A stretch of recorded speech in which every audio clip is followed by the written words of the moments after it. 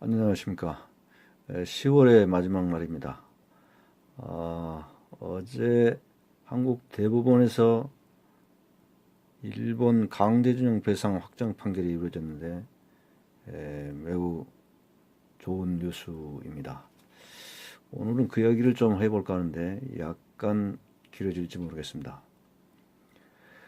어제 판결에서 대법원은 위자료 청구권은 한일 청구권 협정의 적용 대상에 포함되지 않는다고 보는 것이 타당하다고 결론 지었습니다.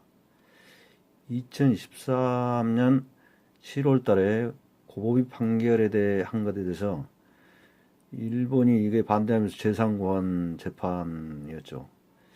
지극히 타당한 결정으로 환영합니다. 그러나 이 결론을 짓기 위해 지난 13년 8개월이라는 시간을 보낸 것이 아쉽습니다.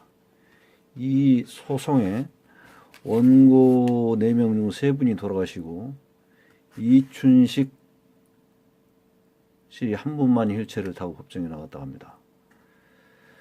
박근혜 정권 시절 일본과 거래가 있고 고법 판결을 뒤엎거나 지체식 같은 양승태 대법원 때문에 생긴 일이었습니다.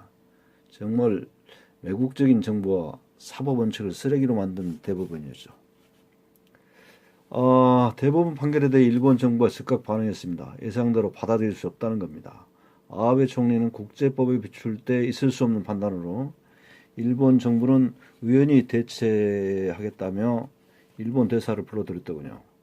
고노회상은 국제재판 등 대응을 하겠다고 합니다. 배상을 해야 할 신일철 주금도 성명을 내고 청구권 문제가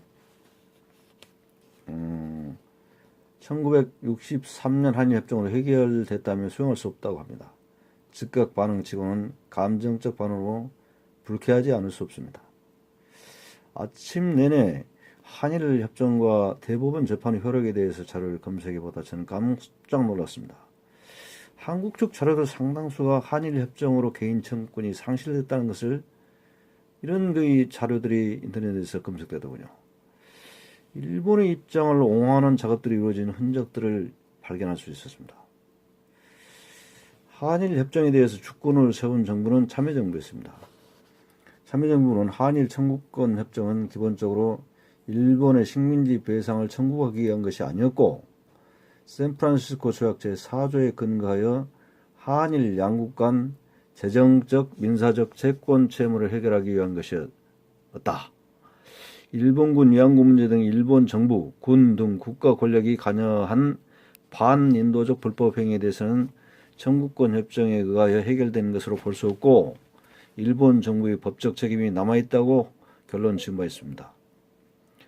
문재인 대통령도 지난해 피해자들을 배제하고 한일 정부가 서로 요구 조건을 주고받는 방식으로 문제 해결을 도모한 것은 잘못된 것이라고 하면서 일본이 진실을 인정하고 피해자 할머니들이 진심을 다해 사죄하며 그런 일이 다시는 일어나지 않도록 국제사회와 함께 노력할 때 할머니도 일본을 용서할 수 있을 것이라고 위안부 문제에 대해서 언급한 바 있습니다. 그것이 완전한 위안부 문제 해결이라고 말했었죠. 일본 정부와 기업의 태도로 볼 때 대법원 판결에 의해 언제 배상이 이루어질지 알 수가 없습니다. 한일 정부 간 긴장도 발생할 것으로 보입니다. 제 오늘 생각은 이렇습니다. 평생을 죽음으로 몰아넣었는데 1억 원 배상 결론도 환장할 노릇인데 세상에 4명 4억이라는 소액 배상도 안 하겠다는 것이 일본인가? 정말 전범국으로 양심도 정의도 없는 가장 찌질한 나라라는 생각이 듭니다. 또 여러 자료를 제가 검토한 결과 63년 한일협정이 국회 비준도 없이 미실에서 진행되어 무효라고 할 수 있지만 그것을 인정한다 해도 당시 내용에 강제징용죄에 대한 배상 부분은 빠져 있었다고 되어 있습니다.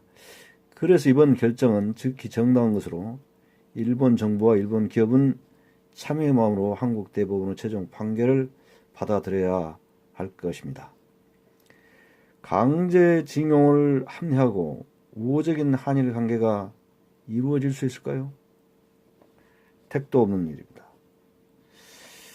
오늘 아침 대법원 강제징용 배상 확정 판결에 대해서 생각해 보았습니다.